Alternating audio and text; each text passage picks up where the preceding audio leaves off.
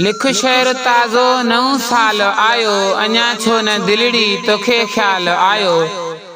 नए साल जी दे मुबारक सभिन खे, संगतिन साथिन नंढन ऐं वडन खे, साॻीड़न झांगीड़न माल वंदन खे,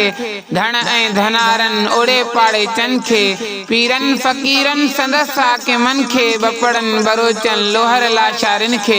बिजाराणी बाजकाणी खोहारन खोसन खे, महेसर माछी मुहाणन मलकन खे, निंदवाणी डहाणी चोलियाणी चांडन खे, दे मुबारक वथाणन वरी माल आयो, अञा छो न दिलड़ी तोखे ख्याल आयो।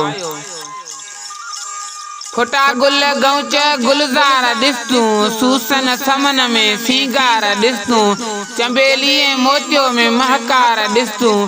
खिड़ियो चंड चोॾींहं जो चमकार ॾिस तूं, थी सरहाई सूहे चौधार ॾिस तूं, ॿुढा ॿार खिलियो कनि खीकार ॾिस तूं, पहिरिया टोपी अजरक रोबदार ॾिस तूं, ई सिंधी सभा जा समझदार ॾिस तूं, मज़दूर कुड़मी ऐं कमदार ॾिस तूं, वरी मोटी जोबन ऐं जमाल आयो, अञा छो न दिलड़ी तोखे ख्याल आयो। इस पखियड़ा भी पंहिंजे पर में सुहन था, टिली टाम टारीअ ते लहन ऐं चढ़न था, करे चूं चूं चांडूल चिड़िया चवन था, आई रुत बसंत जी इहा लात लवन था, बुलबुला भी बागन में झुमरियूं हणन था, हंज मोर आड़ियूं गाए नगमा नचन था, वलर ठाहे वहवाहू सुहिणा लगन था,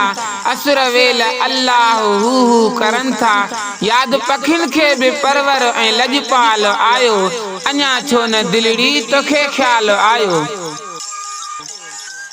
लिख बैत काफ़ी कवाई लिखी छॾे, सादिक सरासर सचाई लिखी छॾे, सन 2025 जी इब्तदाई लिखी छॾे, माज़ी ऐं हाल जी ॻाल्हि काई लिखी छॾे, वाहियातन जी वाइड़ी वॾाई लिखी छॾे, न मिली नौकरिया काई लिखी छॾे, आहियां बीए पास साई लिखी छॾे, घर एमएनए जे पाड़े में जाई लिखी छॾे, तुरियां थो तमाकू ॿियो लाई लिखी छॾे,